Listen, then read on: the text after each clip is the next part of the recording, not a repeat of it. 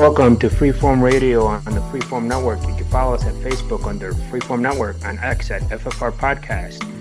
Send your questions and suggestions to ffnquestions@gmail.com.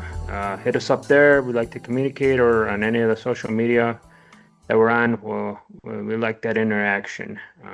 It's Freeform Radio. We got Danny. Yes, sir, man. Warm weather's finally here. I don't know if it's air conditioning time, but it's getting there. Yeah, we're almost there. We got Noel. Hey, what's going on, everybody? Thank you for joining us for another one. And it's all good, Andy. Well, we thank you guys for joining us. So everybody's off. You know, it's spring. Summer's just around the corner, and everybody's here. So let's go to Noel. I saw that he was talking. He saw a movie called Obsession. What's that about? I'm not aware of this one. Yeah, so this was just released this week, actually. So released on May 15, sorry. And then this movie was made by some YouTubers, pretty famous ones that are known for making typically more comedic content, but they do have the occasional like creepy video that they'll put out. The main director for this movie, Curry Barker, he created something before this called Milk and Cereal, or something along those lines, and it's more of a horror type thing. It was like a quick, like 1 hour video that he put out, but this one was a full-fledged movie, and it got a budget of just under $1 million. And he put together a pretty decent cast in terms of acting quality, I guess you could say. Relatively unknown actors, except for one of them who was in Superman and Lois. Her name's Indy Navarrete. And it's got a few other actors that you might recognize. Andy Richter's in it, the one that was he co-starred with Conan, and yeah, so Andy Richter was in it. And there's a few other people maybe that you might recognize if you know are into social media and all that stuff. But so kind of to summarize it, I don't want to give any spoilers because it is a fresh movie and it is really good.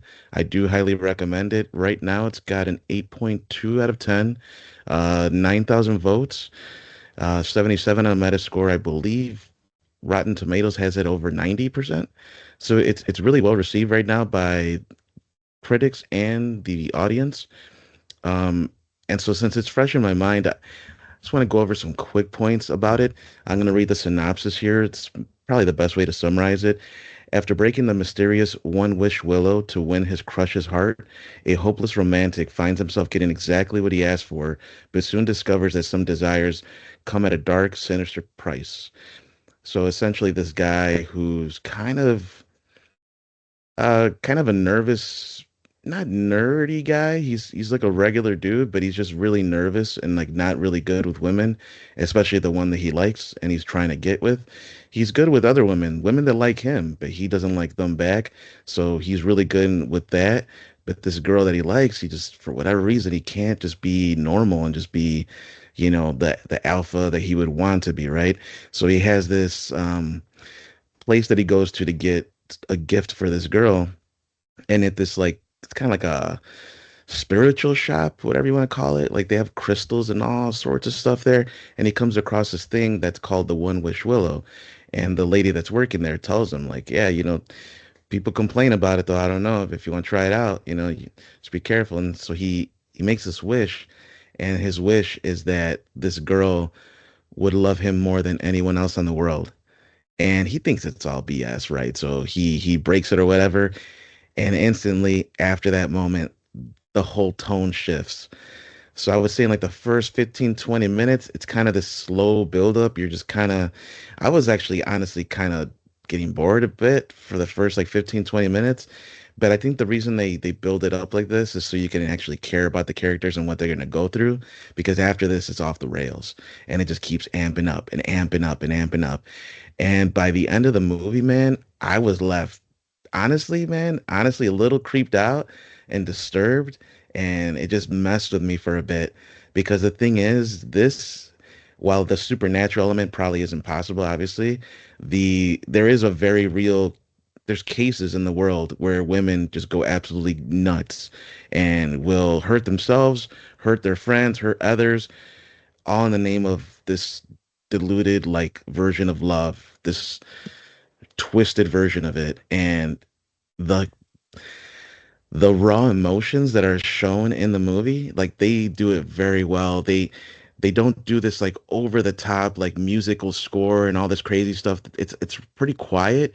So when the impactful moments happen, it really stands out and it really like people were freaking out. People around me in the theater, like you could see people getting jump scared, and it's not your typical jump scare. It's like the sense of dread, the sense of something is not right. Like, how do you fix this kind of situation? So to sum it up, I would give this myself probably a similar score. Actually, I might do 8.3. You know what I mean? The only reason I don't give it like a higher score is because that first 15, 20 minutes, it's a little bit too, you have to like suffer a little bit because It's of like a the slow build. awkwardness. Yeah, and then there's moments of awkwardness. You know, this guy just being a, not really, it's just kind of like it's embarrassing almost to see him acting this way, like around this girl. And it's just like, it kind of like cringy is the best word I could describe. It's kind of a cringe moments. But after that, it gets creepy. It gets over the top. The blood, the gore, the stuff that happens. And man, it's honestly pretty terrifying for anyone that's ever had like an obsessed significant other. So yeah, highly recommend it. I think right now it made back its money. I think it's at like $7 million for this opening weekend, and that's worldwide. But again, under a budget of $1 million, they did really, really well, man. It's like up there with like Blair Witch and all that. Like for a low budget horror movie, it's done really well. And does it look good? Does it look like it was videotaped on an iPhone? I don't know what they used for cameras actually, but it looks really good. Yeah, it looks like a high production Okay. quality film, and the acting was good. The the story is like the movie is like about little under 2 hours, like an hour and 40 something. But definitely recommend it. Anybody that wants to see a good, decent horror movie that's actually gonna probably creep you out, and that's coming from a horror fan, dude. Like I was afterwards, I was like, man, that it freaks me out, man. I'm like, you gotta choose them wisely, dude. You gotta choose these ladies wisely out there. It's a wild, wild west out here. Um, Mhm. but moving on. So another movie I watched recently, and a more light-hearted movie, Best of the Best, the quadrilogy. I ended up buying the Blu-rays for this. Have Damn, you they guys ever released that seen? on Blu-ray? Yeah, dude. And it was like limited, man. It was a little difficult to find. And Who when I released it? uh, give Is me it like one Shout or second. something, or like an art house? Mm, Not like some Mill it's Creek thing. Yeah, it's not like a big brand. To be honest with you, it's you see here. Yeah, because the first one is the best, right? And then the rest, I mean, you know. It says I don't know. digital I've never seen media this. for digital media. You're missing out. Okay. Yeah, it's probably like some indie niche thing that I don't, I mean, yeah, go ahead. I don't want to do it. Yeah, but I think I want to see your thoughts on the ones after the first one. Yeah, yeah, yeah. So it's for digital media. Came out in 2016. This release, and it's the quadrilogy. It's all four Yeah. discs or all four films on here. And yeah, the main one people know is the first one, and Hmm. I'd say that's probably one of the best ones out of the series. But I actually enjoyed two and three. So for anyone that's never seen this, this is essentially the first movie is about a group of martial artists that want to compete on the world stage, and it's a tournament that they're getting ready for, and it's got the late great Darth Vader. Darth Vader, man. I'm forgetting his name right now. I'm James Earl blanking. Jones, I think. James Earl Jones, yeah, and really good acting, decent acting at least, and Eric good martial Roberts, arts. Eric the Roberts, Penn yeah, guy, the Julia brother Roberts' that passed brother, away. Yeah, yeah. and Philip Ree. Hmm. That's the main Asian martial artist in the movie, and he's actually the one that's throughout the whole series. So he's kind of Yeah. the one that carries it. Which is a fun fact. Initially, Eric Roberts was supposed to be the main dude. And if you see the Really? first and second movie, you'll see that they're focusing more on Eric Roberts, because in the first one, it's about his son, about trying to be Mm-hmm. there for his family and win the tournament for his family. The second movie, it kind of continues that. It's protecting his son and himself from these like it's like a casino kind of thing where they have this like underground like Wait, almost like a so UFC. the second one is with the Wayne Newton, right? Wayne Newton. The Yep, singer, the casino one. exactly. Yes. Yeah. Okay. And it's Yeah, the got the dude second from one's okay. Gladiator, Yeah. this big dude, like German guy. Uh-huh. Um and yeah, all the movies are pretty campy. They're kind Yes. of like, cheesy and stuff, but ultimately they're really good movies. And if you like martial arts, right? So it's take it with a grain of salt. It's one of those things. If you like a martial arts movie and you're just looking for a fun popcorn film movie, Yes. this is one of those. So um and then Is yeah, it really quick. Kane Horder? Isn't it the Friday the 13th Jason? Oh yeah. Yeah, yeah, he is. I barely remember that, but yeah, he has like a little cameo where, Hmm. he's kind of a tough guy and trying to like be the bouncer essentially, something like that. It's pretty funny. He gets Damn. messed up real By the way, bad these too. movies look fantastic production-wise. The story's something else. I Now I they're in I spectacular Blu-ray. Yes. I've never seen this movie. Yeah. You never seen any of them, Daniel? No, no. Like this one and then that other John Claude Van Damme one that you guys were talking about last time. I didn't see that one either. So, yeah, I didn't see a few of these martial arts ones. Man, dude, yeah, you're missing out, dude. The first one, the only reason I watched it is when we were back in the day, we had cable a long time ago. It was on cable nonstop. It was like one of those Roadhouse. And then one year they had it on HBO, like the full movie with no commercials unedited, and I was like, damn. And then I think I rewatched it during the pandemic, and I'm like, man, the first one's still good, and then I forgot they made more. And I remember watching the second one with Wayne Newton, the casino underground thing, and then later on I found out they made two more, which I kind of saw, but it was just they're not memorable. But yeah, but the first one is yeah, it's a great I mean it's a popcorn movie, right? They try to make it like intriguing and give the characters plots and stuff, but the end and with the Koreans and all that shit, how they're all badasses, right? They show that sneak CIA footage of them training and shit or whatever. That's just like, yeah, it was just like, it is what it is for that movie. Yeah, and it was around the time period of Mortal Kombat and all that stuff. Hmm. So it was like, prime 90s. Um, and yeah, so number three and four, they're probably the ones that people are less aware of or less likely to have seen. And out of the two of those, I would say three is the better one. But it definitely starts getting a little bit more over the top. Philip starts doing like more action, John Wick type stuff. It's like explosions and all this stuff. It's just They're just way doing over the action top heroes. action. Yeah. Exactly. I think they had the intentions of making him like the new Die Hard or something. But yeah, it's decent enough. I would say number three is pretty decent to watch. The story isn't bad. It's kind of like dealing with I believe it's the Klux Klan or something along those Yeah. lines. So That's yeah, right. Yeah, it's just yeah, they're yeah. It yeah, gets the stories get nuts. Like yeah, and that's right. He it's was got fighting some racist in one of them. Yeah, that's right. yeah. They always got to throw like the Asian racism Yeah, at his way. yeah, But he always gets his revenge.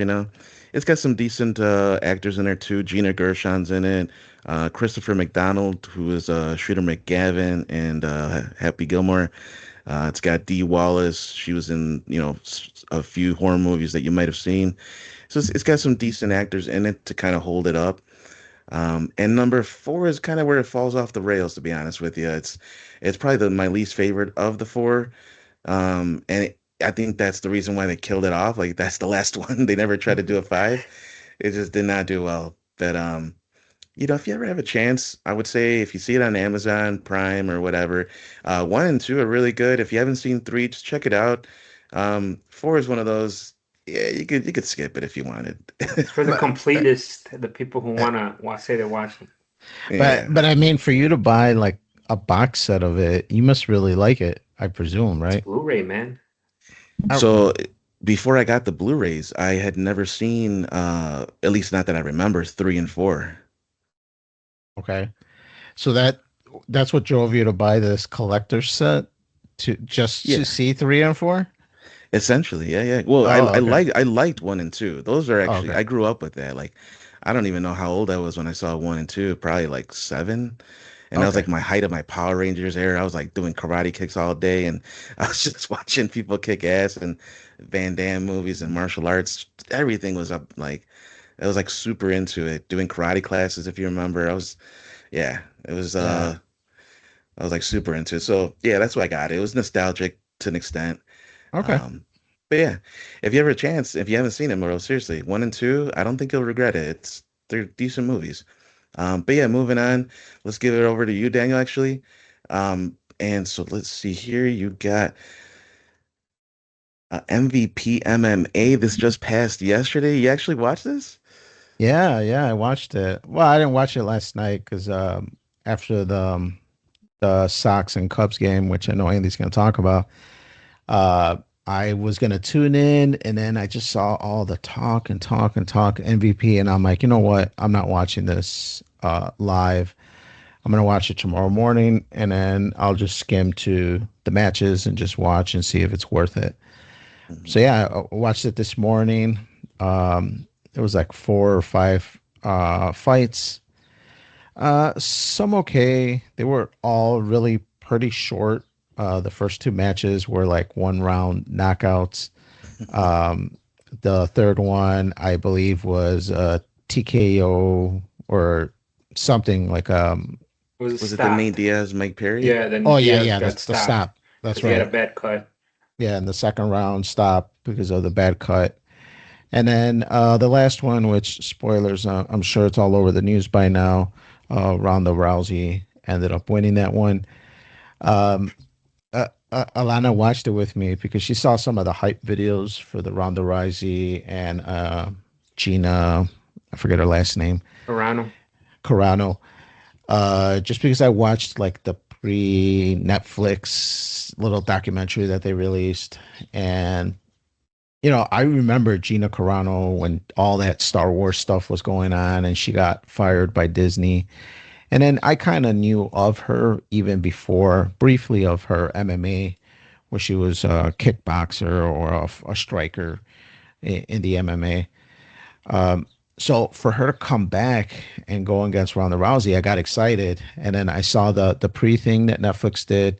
I got a little more excited. Then I went back into her history a little bit, watched like a YouTube video or two, and I'm like, yeah, this isn't going to be a good fight. She didn't look like a ground and pound, like a defensive. It just looked like basically she was a striker. Like if this was a kickboxing match, then I think she could have definitely succeeded a lot more. But with it being MMA, the match it took longer for me to even get Netflix booted up uh, than this match. This match was super quick. Um, she went to do a strike. Ronda just tackled her and then just put her submission armbar on her and made her tap. So yeah, it was pretty quick. I'm kind of surprised, Noel. Did you even watch this or even have a feeling of trying to watch this at all? So actually, yeah, I did watch it. I guess you could say live, but it wasn't like I didn't watch it on the big screen. It was just kind of something in the background that I had playing on the phone. I wasn't super hyped for it just because I kind of knew already how it was all going to play out. These are one of those things, if you've seen enough MMA and you know of the fighters that are fighting, you already know, more than likely how it's going to be able to finish. And so, yeah, Francis Ngannou winning, I call that a mile away. Um, Really, Nate that French Diaz, guy, the but French guy. yeah, dude, yeah, Ngannou was a world champion, dude. This guy's, Okay, yeah, and the guy he fought, not that he's like a scrub, but he just is not on that level, man. You really. know? See, so this is where you're more familiar with it. I was just solely. judging the people by their looks and like their intensity. And I'm like, no, this French guy is gonna go down. I'm like, it's all show. But then he came out and he whipped the shit out of the other guy. And I was just like, holy shit, man. I'm like, this French guy is actually pretty good. So he was knocking people out in the UFC left and right, and like in devastating fashion, dude. Like lights out devastation. Wow. Okay. So they were trying to set him up to fight John Jones. They were trying to set him up. He ended up fighting Tyson Fury, and people say he should have won that, and that was like close. So yeah, he's not someone to sleep on. That's why I knew. I'm like, yeah, if you're gonna bet on anybody, bet on him. Nate Diaz and Mike Perry. I was like, you know, they, they're both old. They're washed up, man. It's maybe not washed up. It's not the right term, but it's just they're past their prime. It's time to retire. And Okay. the Rousey one, yeah, Gina was never good about like takedown defense and submission defense. So to see her get finished in like under 20 seconds, bro, I was like, yeah, I'm not surprised. Yeah, and you could see the disappointment in her face. I didn't I was just kind of forwarding through everything. But hers, I that match I did watch the post interview, and yeah, you could see the disappointment in her. Like she's just like, I wanted to strike, like at least throw a punch or two, and she didn't get to do any of that. So yeah, To work, man. some of it I do feel like it's for money. It's like the Tyson thing with MVP as well, where Tyson was kind of like said to have been pulling back his punches, and it's all just to make money and sell tickets. So yeah, I do kind of feel some of it is that for sure. I'm sure. I think I read this morning it was like $1 million pay for her, and I think almost close to 2 or 4 or something. I forget how much round it was. So she had the press conference. I saw clips of it. I was after the game. I switched over to because there was a lot of promotion for it, and it just you're right. I'm like, why are they always talking? And then they kept talking. We had first round knockouts. Then I saw the Diaz fight, and I was like, oh man, like he looks older. And then the Hmm. cut, they stopped that, and they started talking and talking, and I'm like, I'm tired. I woke up early yesterday. Like I'll watch it in the morning, and then I saw the memes and like yeah, like shit. And then I saw a clip of the press conference that how they released their what they she got paid. She said that she also was she's like, they told me not to talk about it. It's in my contract though, but I'm also the promoter. So she got a piece of whatever Netflix paid MVP to air the fight. So she's getting a piece of that. Gina or Ronda? And Ronda Rousey. Okay. Because I think she was the attraction. And then with Carano, I mean, she's been out. She was trying to do her movie thing, and then she got canceled. And then they kept talking about her weight loss and like all this stuff. I like that's all they kept focusing on, and I was just like, oh man, this is not gonna be good for her because you could see right off the bat from this morning that 20 seconds, Rousey had a game plan, and like you said, this Carano, I think she was planning to stand up and fight, and Rousey looked like she really came trained to like what's her weakness and all that, and that's why I was with the quick takedown and the armbar. I'm like, she looked like she not that she didn't take it serious, but she wanted to fight and she wanted to end it and be done because I don't know if anybody said or Ronda says she's done or not, or she has a piece of MVP with one of the Paul guys and that other dude, and I'm like, I don't know what the deal is, but they're talking about more fights down the road. I don't know what kind of deal they got with Netflix, but we'll see. I think it's just a difference of era. I think me and Noel kind of had this discussion where if you put in those early UFC, UFC 1 to 10, any of those guys, It's evolved, and you yeah. and you put them against a modern UFC fighter, there's no way, man. These modern guys would demolish them. They're more well-rounded. Back then, you were kind of like a one gimmick guy. You were the boxer, you were the kickboxer, you were the sumo wrestler. You The were wrestler, yeah. like this is your gimmick, and that's what you were combating with the rest of them. And yeah, that's what Gina was. She's a striker. She was a kickboxer. She's a fighter. and Ronda is just a more well-rounded. And the only thing that seemed interesting is that her last two fights were her losses. Ronda, she got beat the shit because of a striker that was also well-rounded in defensive, preventive takedowns. So yeah, I know we've talked about that, Noel's the differences of generations.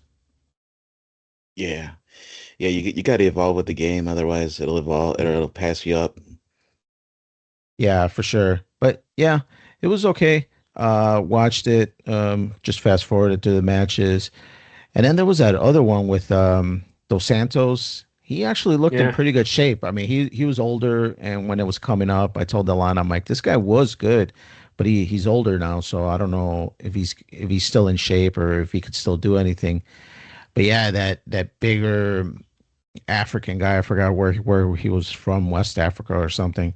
That guy just like he didn't even put up defensives. He's just like kept his hands down low, just trying to like egg him on. And that one was kind of crazy too. But yeah, it was okay. I think if I had to pay for a pay-per-view for this, I'd be a little more upset. Not a great card, or not the card, but not a great outcome to the cards.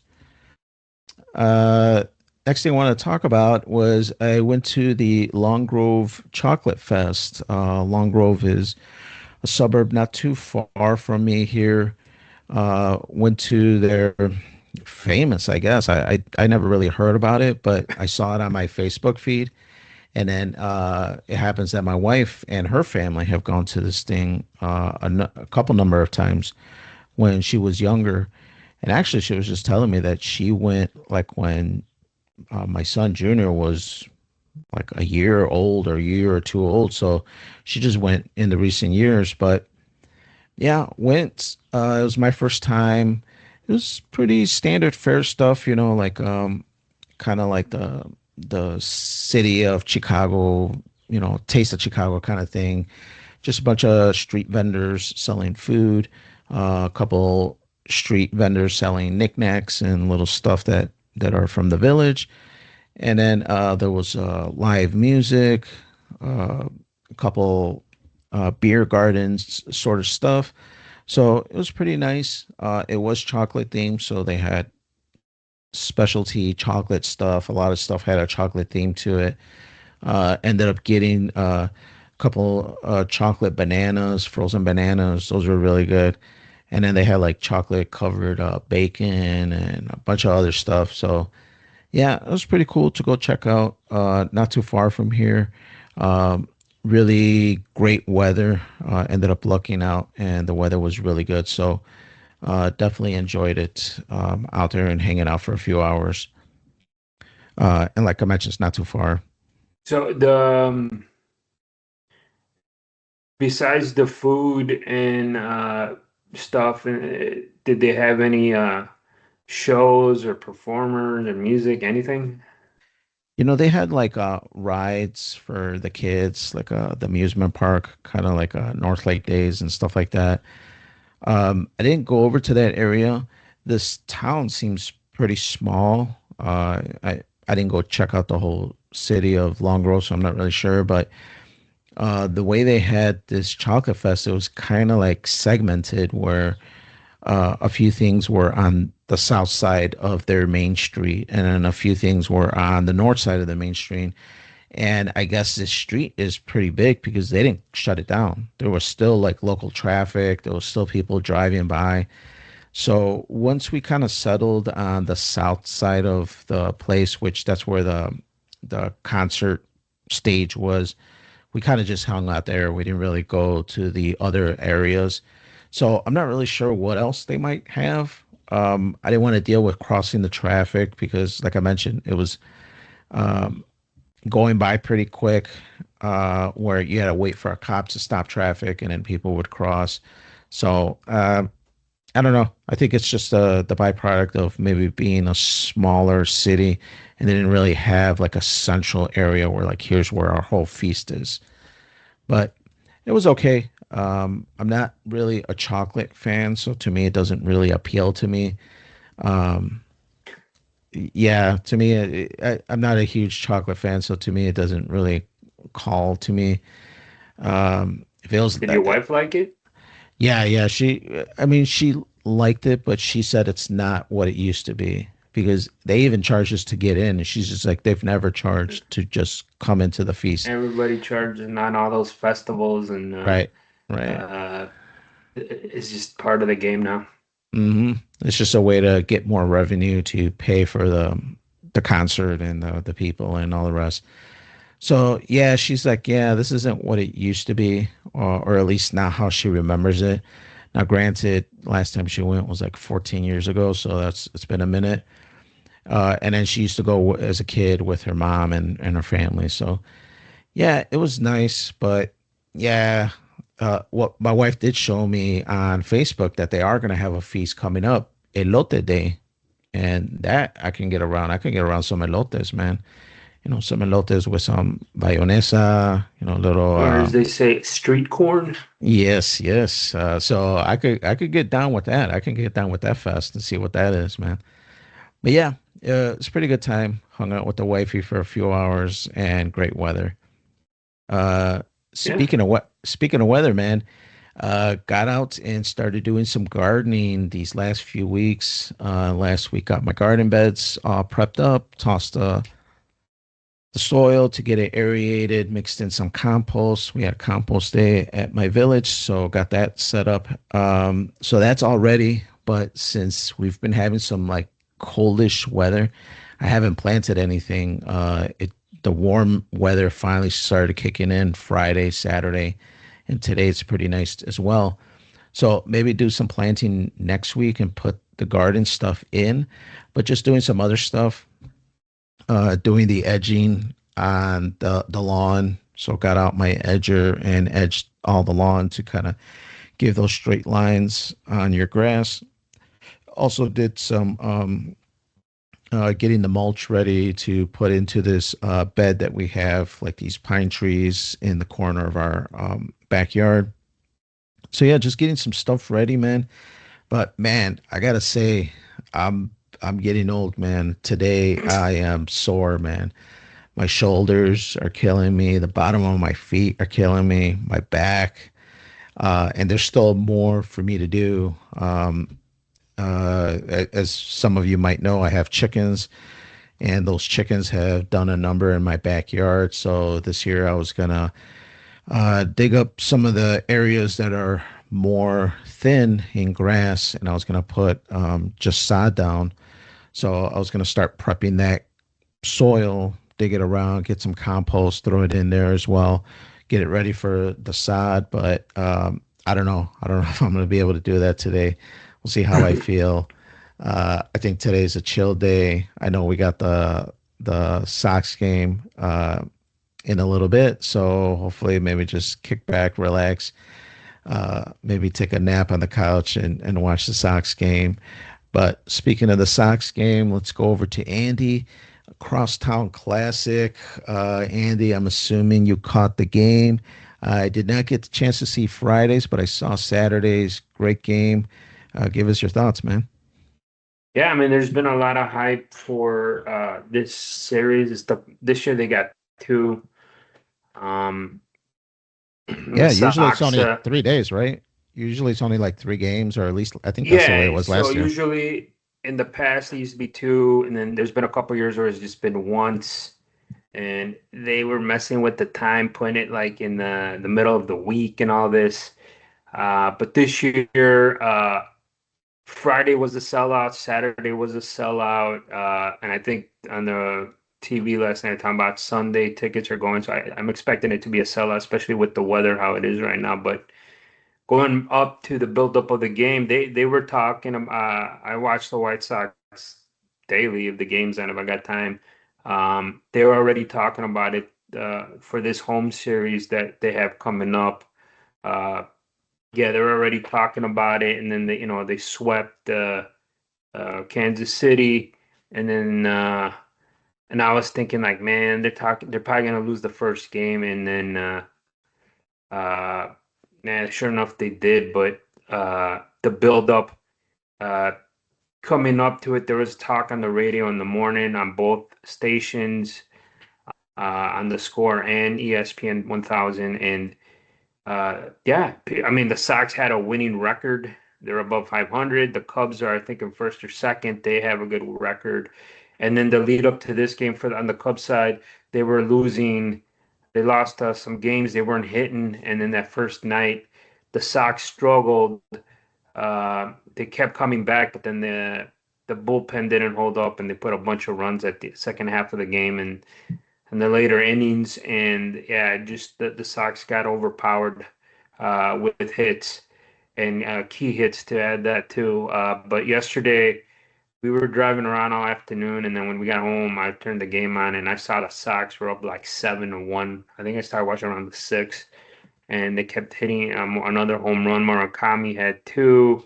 The pitching held up. The bullpen did its job. So now today, as it's recording, they got the third game, and everybody's talking about it this morning. I heard a little bit of the radio that the city's buzzing about it. So it's good to see uh, both teams have winning records, good games, because everybody's on the Cubs' dick about this is a World Series year for them. I like their manager a lot. The problem with them, what I see, is their bullpen sucks. I mean, which bullpen? The team doesn't have a good bullpen, but when they ain't scoring, they are in trouble. Like the first game, the bullpen did its job, and the Sox couldn't do anything more. Yesterday, it was just they put in every pitcher, and the Sox were getting hits and home runs, and it was nuts. Yeah. Uh, so yeah, I mean the city's a buzz. Everybody's talking about. I see more Cubs shit and Sox shit everywhere is wearing their colors. Um, and there was a pretty good buildup because one, both teams are winning. The Sox the last 2 years have been brutal. 2024 was a really bad season. And for whatever reason on CHSN, they keep talking about, you were here in 2024, and what's the difference? Like, well, yeah, you got young kids, they don't give up, and your pitching's better. Like, that's the difference. You got a lot of high round draft picks playing right now, and they still got more in the minors, and they got a guy that was hurt, Teal. He's going to come up soon, their catcher, but the catcher they got now is doing a good job. Teal is another home run hitter.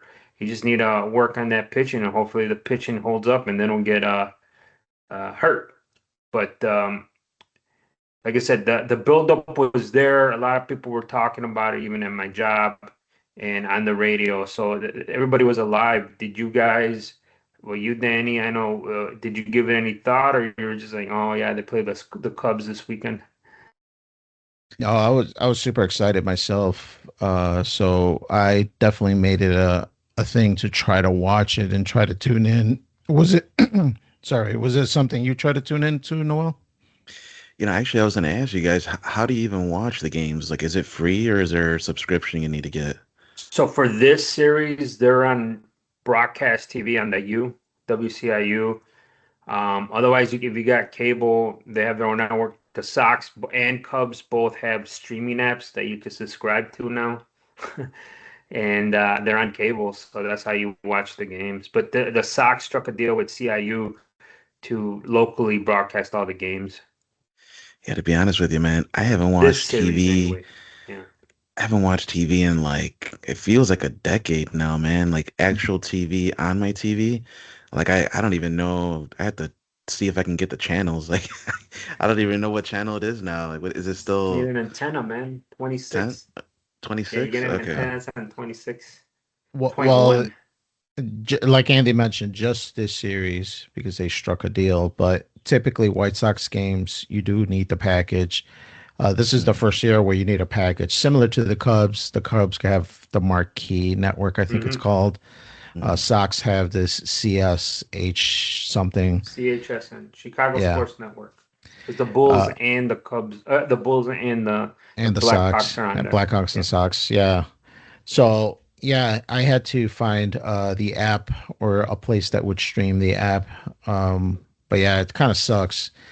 That's what got me hyped about getting my antenna 2 years ago was because I'm like, oh shit, it's over the air. I'll be able to watch it. And then finally the year that I got my antenna working okay, this year is the first year that the Sox are not on live TV, except for like a handful of game. I think like 6 to a dozen games are Yeah, they struck a on deal with the U for more 26. games. Yeah. Right, right. But yeah, man, it was awesome. Yesterday's game was really good.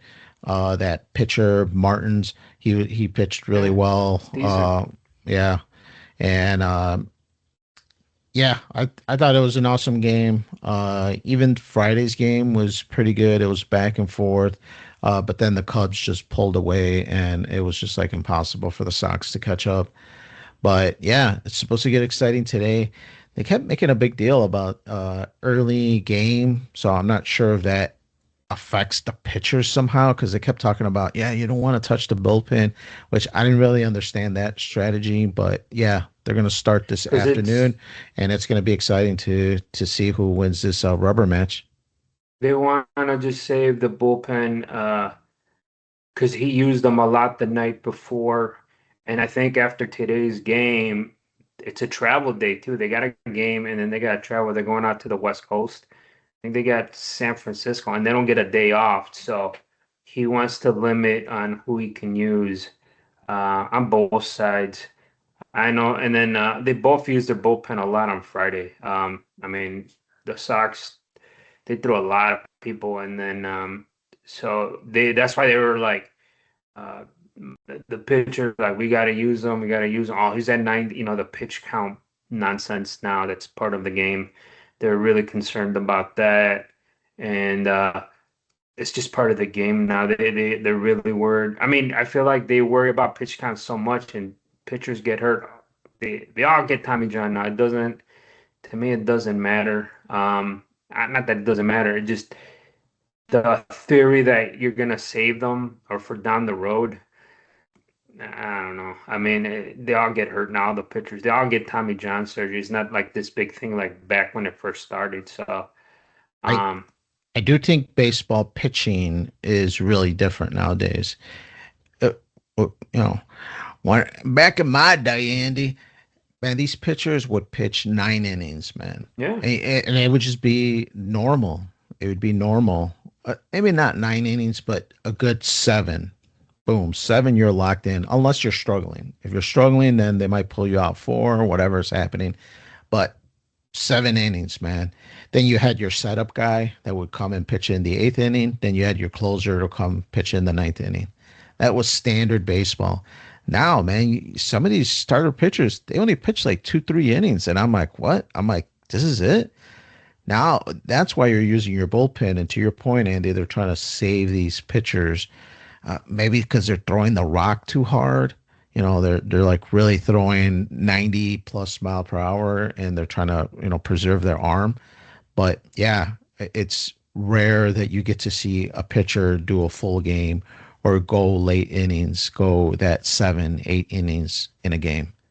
Yeah, the back in the day, like what you're talking about, the get seven set up and then the closer that we're talking about.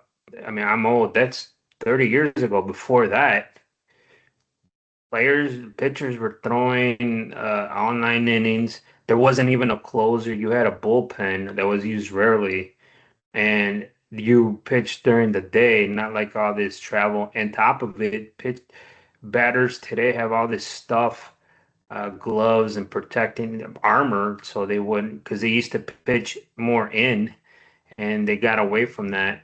And even with this ABS stuff now with the pitching and all that, I feel like they're, I don't know. I mean, it's good and it's not bad. I feel like everything is, I don't know. I don't know. I'm old, so it's good. There's stuff that can be prevented. And I feel like the box that they have in there, like, I mean, you're missing balls and strikes now like under an inch, right? Like it's crazy what they're calling. So if the ball touches anywhere in that imaginary laser line, it's a strike. And even though your eyes say, nah, it's not.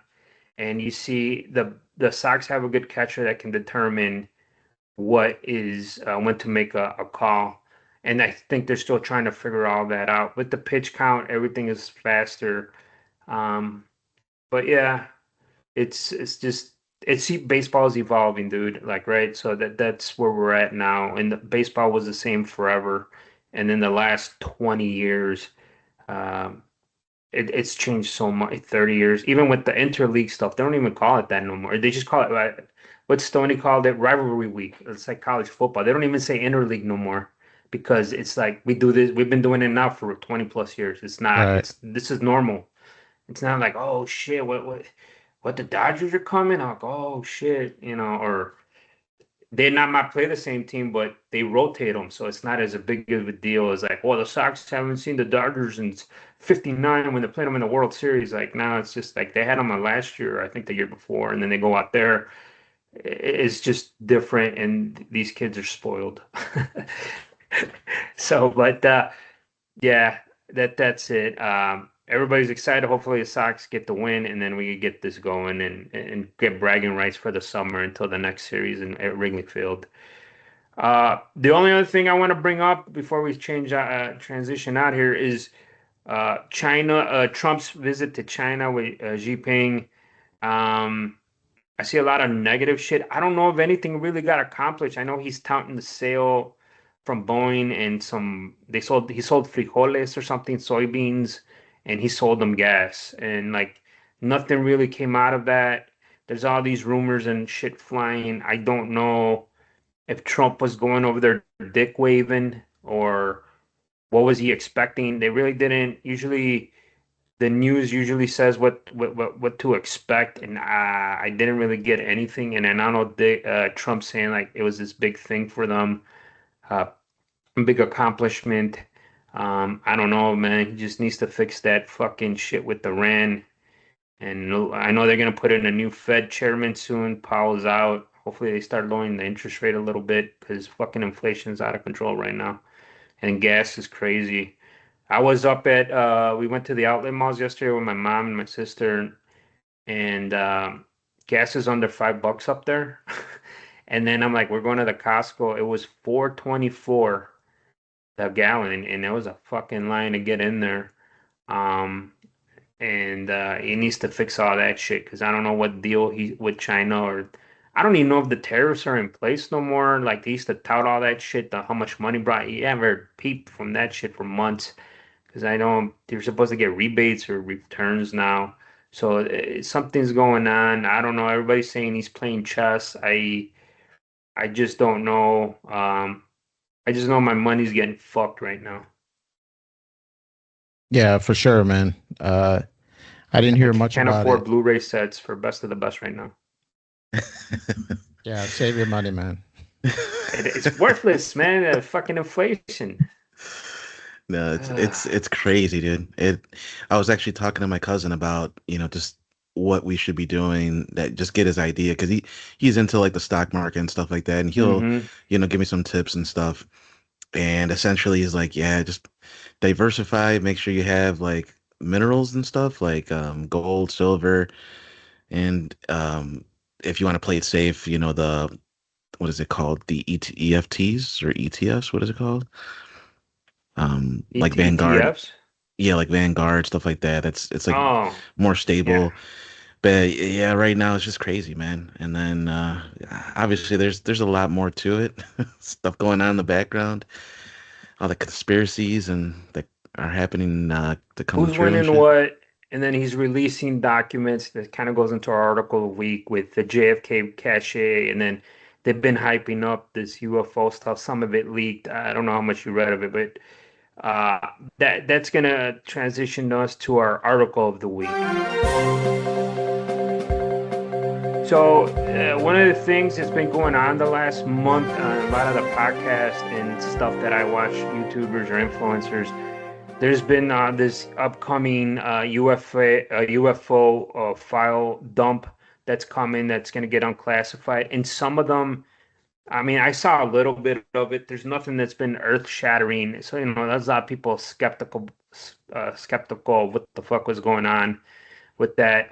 But what piqued my interest, this article came out a while back, and then it kind of gained momentum before the dump. Uh, a pastor, there's a report. Some pastors are being told that UFO files are going to be released and could spark a panic. And some of them went onto TV to talk about this. And then the article goes into prominent U.S. pastors were secretly briefed by intelligence officials to prepare churches for upcoming release of UFO files, which may cause some Christians to question how the universe was created, according to televangelist Perry Stone. You're going to have people who are going to say if there are galaxies and there are allegedly other creations in galaxies, then the whole creation story is a myth, and we're going to have people that's going to apostatize and turn from the Christian faith because there's no answer for what they're about to hear. Trump said last week that the Pentagon is preparing to release some very interesting UFO files uncovered by his administration, and generating a mix of buzz and skepticism is a hint of revelations and questions to alien life. So the article goes on, he said they also warned that non-Christians might panic and turn to the church for answers.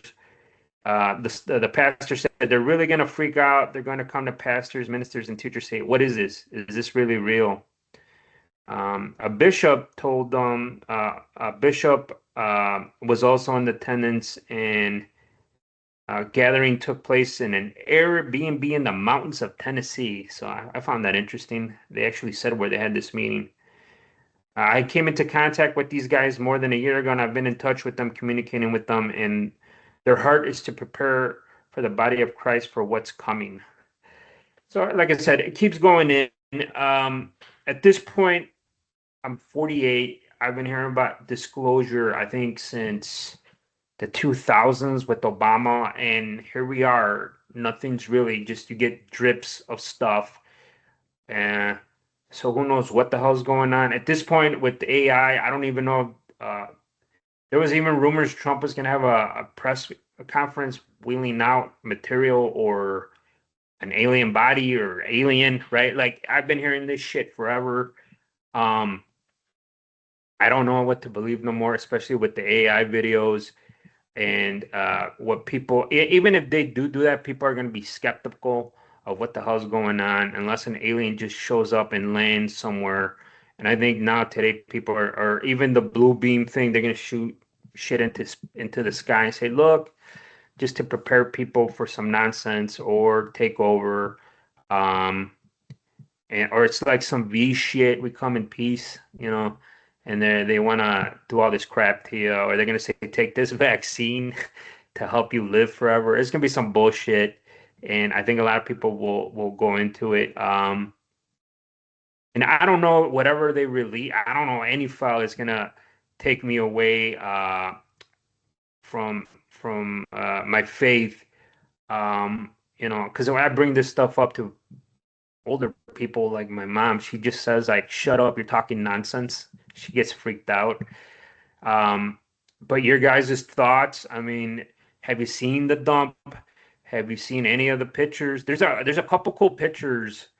One picture that looked, you remember from Superman, the original movie, from the 70s, how Kal-El came to Earth. There's a picture of a spaceship that looks just like that thing in the UFO dump. And I'm like, damn, it's so Superman's here? Like, what the hell? Right, should be leaping tall buildings and shit. And I haven't seen no video of somebody outrunning a train. So, if you guys have you seen anything? What are your thoughts? Real quick, I haven't really seen anything in terms of the files, and yeah, I mean, if they said it for so long that they're gonna release this stuff, and at this point, I just don't trust them to tell us the truth. Like, why would they?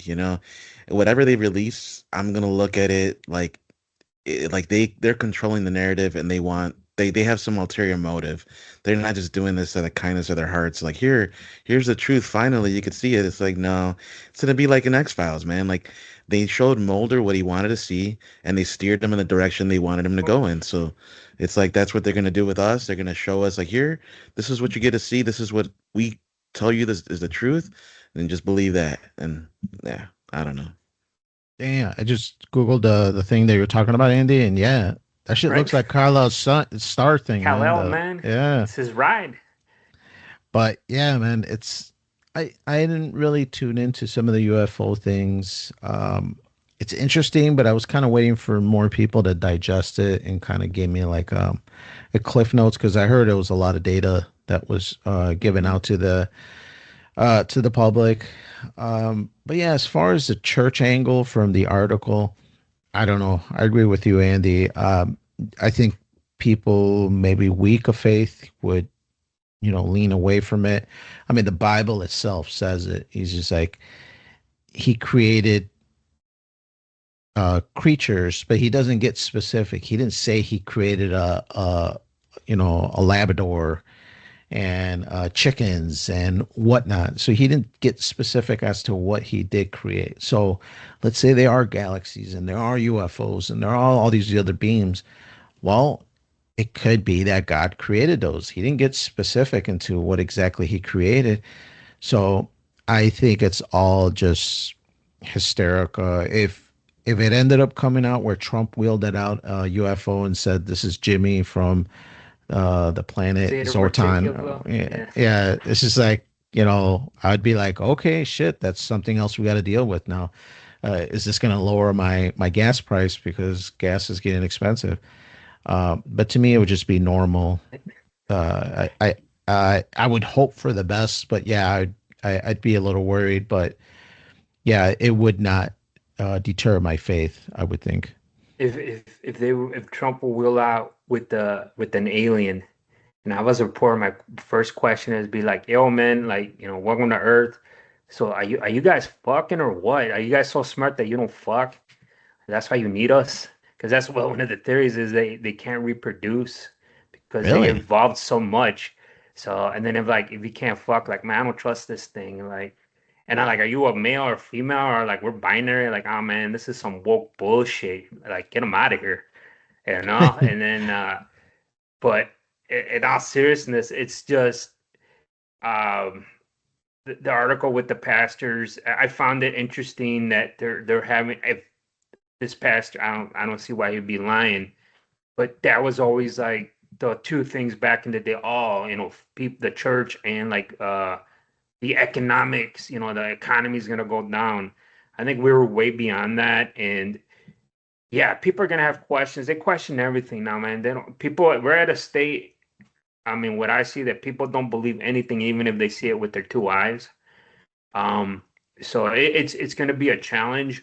So you could literally wheel out something, and they're gonna be like, "This is all bullshit. It's a work, right?" We're at a state in this country where we're like everything's a work, everything's fake, um, and they don't know what to believe. I think there was in the files too that there was some communication with some entity like in the 50s or something from another galaxy, and basically they told us you guys are like they're ants to us. Like, you Hmm. wouldn't be understanding. We would communicate with you. You wouldn't understand. We're dumbing ourselves down with some data shit right from Star Trek. I gotta dumb myself down here for make you guys comprehend because you're not gonna understand. We're not on the same level, intelligence wise. So you guys are like, yeah, you guys can fly around. So what?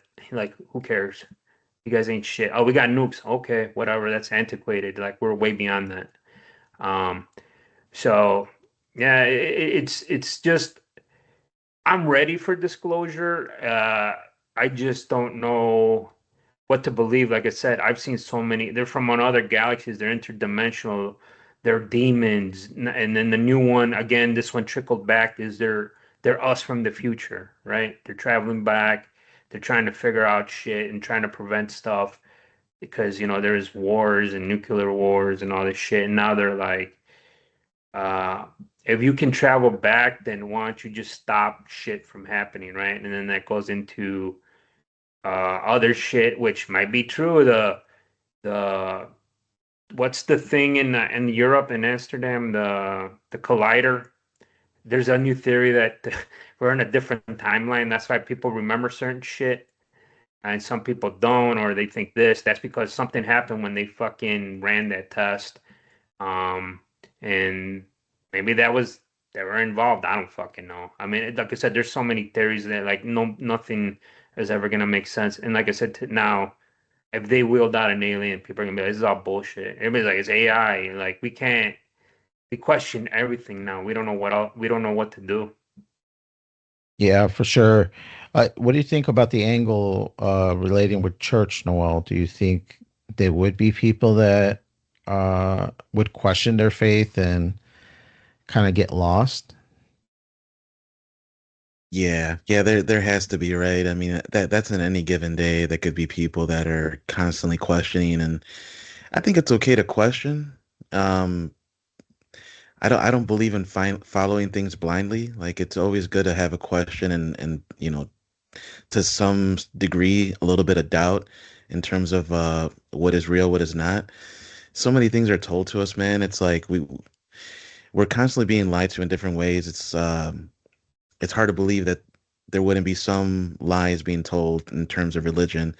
And I don't think it's just Christianity, by the way. And it does mention Christianity, but I'm like, what about the other religions? So Muslims are gonna be like, oh hell yeah, aliens, that's our Messiah now or something. I don't think so. I think every religion is gonna go through this where they're gonna be like questioning, their faith and questioning what is real, what isn't. And that's just the times we're living in, man. It's wild times. Yeah, Yeah, for sure. Yeah, yeah. I Go sometimes I ahead. watch documentaries with like cults and followings of these like weird religious or followings with these different mindsets and thoughts. And sometimes I think I'm like, man, what would make a person go down that avenue and think that this is normal? After they expose it in some documentary or whatever. And maybe those are the people that would go off the hinges, if something like that would happen. Would like to think that a good percentage of people that are religious would stay focused and stay mindset into their beliefs and their faith and won't let it deter them and take them into you know, another road that would be chaos, where you would just see people running down the street. It's that Simpsons like the world's ending, and they're like, let's go to our church, and the pastor's like, it's over, people, it's all over, and he's just running down the street, and I think, yeah, I mean, we know the church is an institution.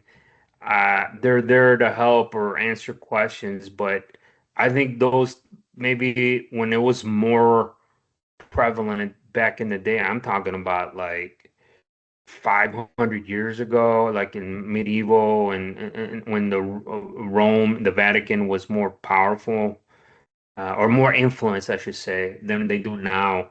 Because, like you said, when once we got away from all that, what happened? A bunch of goofy other faiths popped up. What split off? The Protestants and then the Lutherans, because they had a different take from Rome, and look where we're at now with people like with Mother Earth and the crystals and stones and Mother Nature and be one and the it just that's where we're at this point in life and in today's society. Like we got to be understanding. We don't know what they've been through, but that's where we're at right now, right? And they rather believe stuff like that than something that's been around since the beginning of time in this world, which is with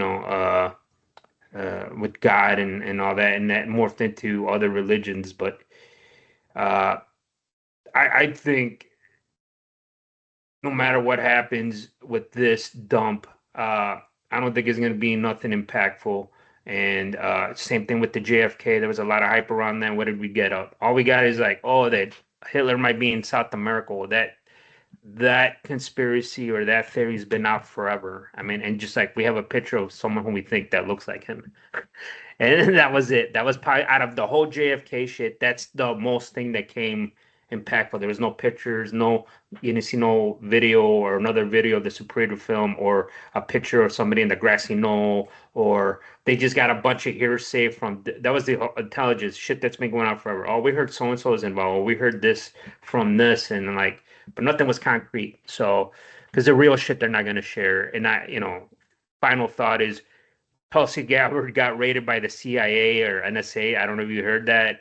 They took all her files on the JFK and some other shit.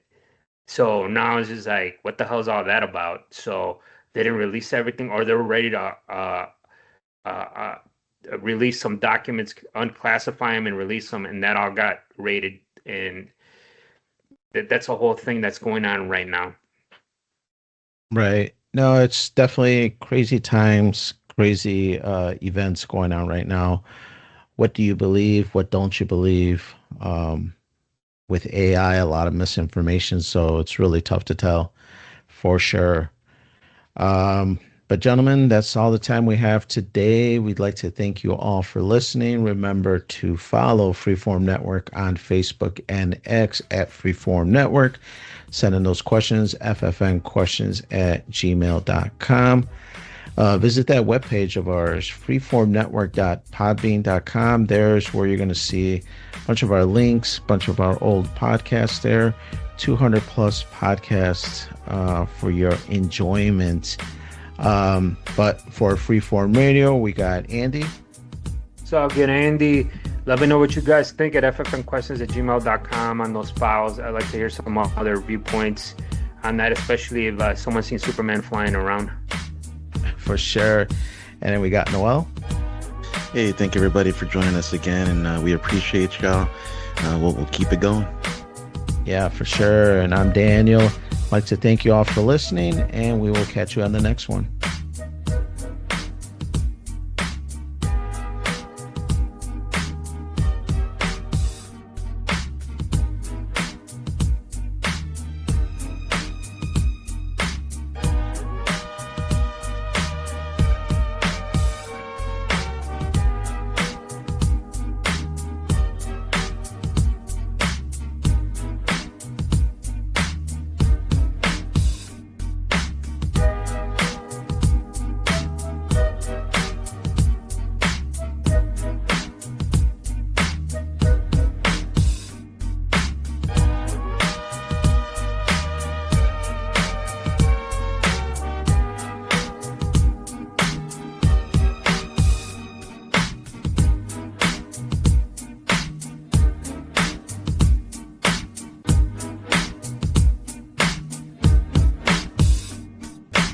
That was cool, Dad.